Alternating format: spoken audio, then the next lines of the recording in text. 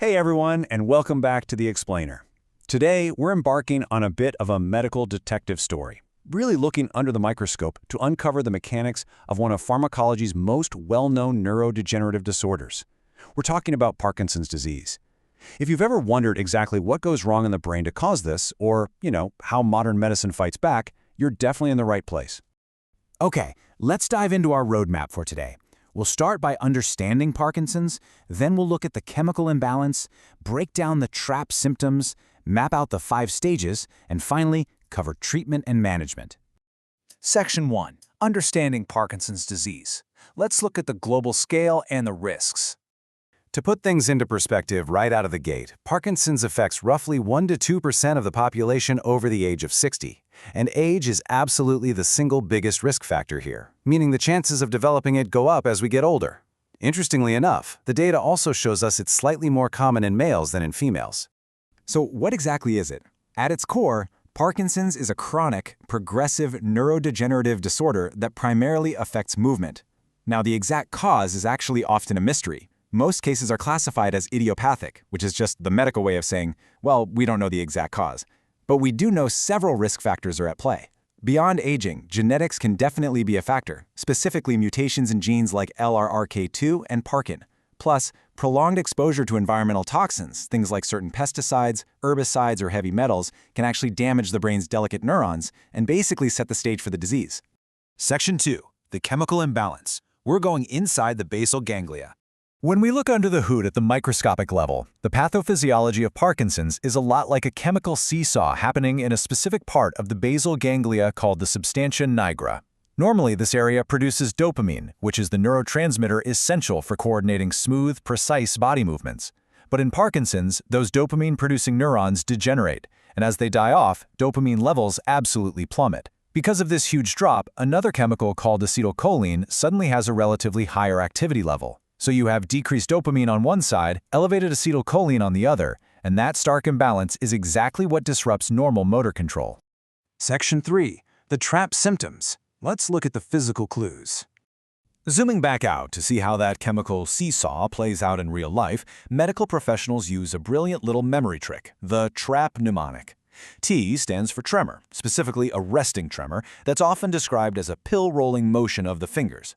R is for rigidity, a really pronounced muscle stiffness. A stands for akinesia, or bradykinesia, meaning slow movement. And pay close attention to that one, because bradykinesia is actually considered the true hallmark symptom of the disease.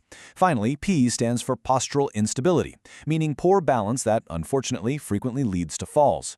And this brilliantly illustrates how the physical clues extend way beyond just those TRACP symptoms to paint a complete clinical picture. You'll often see patients with a shuffling gait or maybe a reduced arm swing when they're walking. They might develop a mask-like expressionless face. There are also these fascinating micro-clues like micrographia, where a person's handwriting gets progressively smaller and more cramped. Patients might also deal with soft speech, drooling, constipation, sleep disturbances, and sometimes even depression or dementia in the later stages. Section 4. The 5 stages. Let's look at how the disease progresses. Because Parkinson's is progressive, these symptoms don't just all appear at once. We use the Hone and Yar scale to chart this timeline. In stage 1, a patient usually experiences unilateral symptoms, meaning the tremor or stiffness only affects one side of the body. By stage 2, it becomes bilateral, affecting both sides, though their balance is still completely intact. Stage 3 introduces mild to moderate balance impairment, which really increases the risk of faults. In stage 4, the patient faces severe disability. They might still be able to stand or walk, but they're going to need significant assistance. And finally, in stage 5, the patient unfortunately becomes wheelchair-bound or bedridden. Untreated, this condition can lead to severe complications. We're talking painful muscle contractures, fractures from falling, or even aspiration pneumonia. So getting an accurate diagnosis is absolutely a critical turning point. The diagnosis itself is primarily clinical, meaning doctors directly assess the tremor, rigidity, and gait in person. But they'll also use supportive tools like brain MRIs and specialized DAT scans to rule out other issues.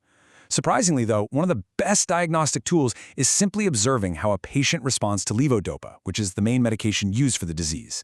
If their symptoms significantly improve on it, well, that heavily points to a Parkinson's diagnosis. Section 5. Treatment and management. How do we fight back? Now, what's really interesting about this slide is how we can elegantly categorize these pharmacological strategies. We know dopamine is too low, right? So how do we fix it? Well, we can use dopamine agonists like pramipexole or ropinirole to directly stimulate the brain's dopamine receptors. Or we can use MAOB inhibitors like selegiline to basically prevent the breakdown of whatever dopamine is already there. Then you have COMT inhibitors like entacapone, which are used to prolong the action of the primary medications. And finally, anticholinergics like trihexyphenidyl. Remembering our chemical seesaw, these bring down that overly active acetylcholine, making them particularly useful for controlling tremors. But the absolute gold standard therapy remains the combination of levodopa and carbidopa. And honestly, this pairing is brilliant. Levodopa is the heavy hitter here. Once it crosses into the brain, it actually converts directly into dopamine, essentially replacing what the substantia nigra stopped making. But there's a catch. If you take it alone, the body would metabolize the levodopa before it ever even reached the brain. That's exactly why it's paired with carbidopa. Carbidopa acts as a shield, preventing the breakdown of levodopa in the bloodstream so it can safely reach the brain and actually do its job. Of course, medications are only half the battle. Treatment is absolutely incomplete without holistic, non-pharmacological management.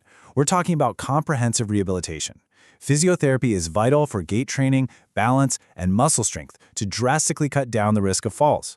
Occupational therapy helps restore those everyday functional activities. Speech therapy can address voice softening. Regular exercise, especially things that emphasize coordination and flexibility, like yoga and Tai Chi, are incredibly beneficial.